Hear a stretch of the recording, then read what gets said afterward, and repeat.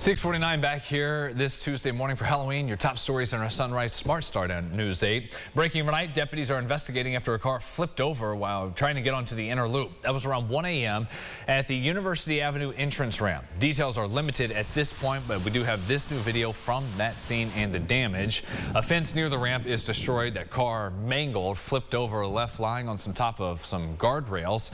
We'll keep you updated once we get an update from MCSO on how many people were in that car and possible injuries, the extent of those, on RochesterFirst.com today. Also breaking overnight, it became official. The contract between Strong Memorial, URMC, and the unions representing nearly 2,000 workers has expired.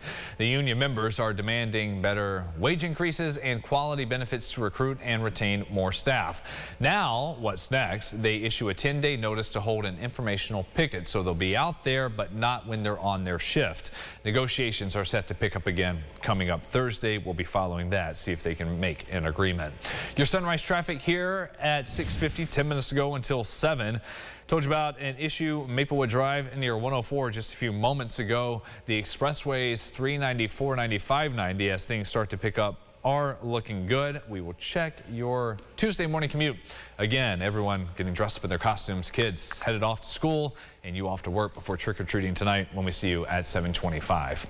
All three of the major automakers in Detroit have reached a new deal with United Auto Workers Union. GM was the last one to sign an agreement.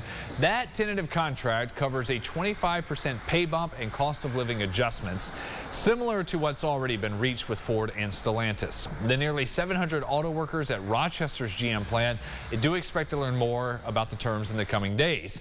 But the union heads say they were not expecting this to happen so soon. Some of our workers were getting a little bit anxious. They either wanted to go out on strike and help end this thing quicker, or, take a look at a tentative agreement for them to ratify. And the latter just occurred. We have that tentative. I'm sure it'll be the similar process they used to Ford. It ain't over till the ratification is done. That there is Dan Maloney, the president of UAW Local 1097, that branch in Rochester. He's going to Detroit next week to learn more. We'll come back and present the conditions to GM employees in Rochester. A vote to ratify this expected in the next couple of weeks. The latest on a driver and pedestrian rushed to the hospital after a rollover in Rochester. And just a warning, this video is difficult to watch ahead of the impact. It happened yesterday morning around 11:30. Police tell us that car, a black Corvette speeding by there, was on Clifford Avenue when the driver lost control, ran up on the sidewalk and hit the corner of a building before flipping out into the road. A pedestrian on that sidewalk was pinned against the building. Both the driver and victim hit are expected to recover. The driver has been ticketed. Officials at Foodlink are responding after an overnight break-in at their facility on Mount Read Boulevard. This surveillance camera video overnight Sunday shows two people taking a product from the donation sorting station inside the warehouse after they broke a small window and propped the door open as they stole some goods. They left the scene before police arrived. No one has been arrested. Mark Dwyer from Foodlink told News 8 this. The real impact is kind of distracting from the mission. It's waking up on a Monday morning to find out that this happened, devoting a lot of time and energy to kind of figure out what happened. Foodlink is thanking RPD and officers for their quick response, saying they stopped those burglars from taking more or doing even more damage. To schools, students with the Rochester City School District are not getting milk with their meals moving forward during the day. District leaders announced that decision as there is a nationwide shortage of milk cartons. This is affecting so many districts. Students can expect in Rochester juice with their lunch instead, offered as an added fruit option. They say that measure has been approved by the state education department. At Monroe 1, Bosie's staff there say they found a workaround, pouring cups of milk for students to keep options open when they don't have the cartons. The milk provider, we're told, is expecting to see that shortage improve by early next year. Rochester City Council member Willie Lightfoot has announced his bid for the New York State Assembly, running for the 137th district that is currently held by Democrat Demond Meeks, who's been in that seat since 2020. Lightfoot is serving his second term as Rochester City Councilman.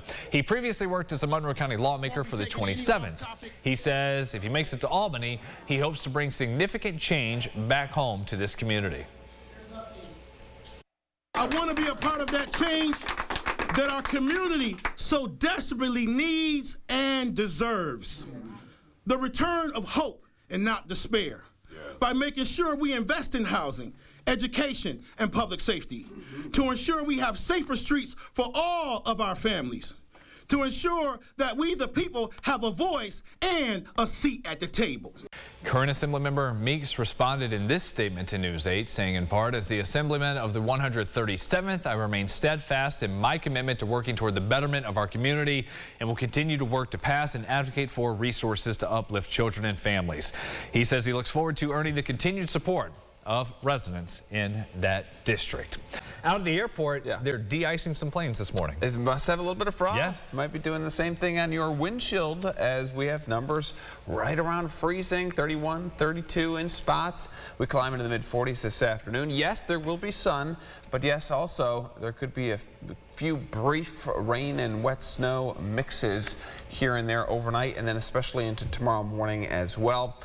Numbers climb from there. Thursday looks great. Friday looks great as well, 50s, and then we carry into our weekend. Be safe out there, trick-or-treating. Yes. Drive slow through the neighborhoods. Kids are running around everywhere. Yes, it's going to be very dark out there. Yeah. Take it easy, watch out, be safe, and have a great Halloween, everybody.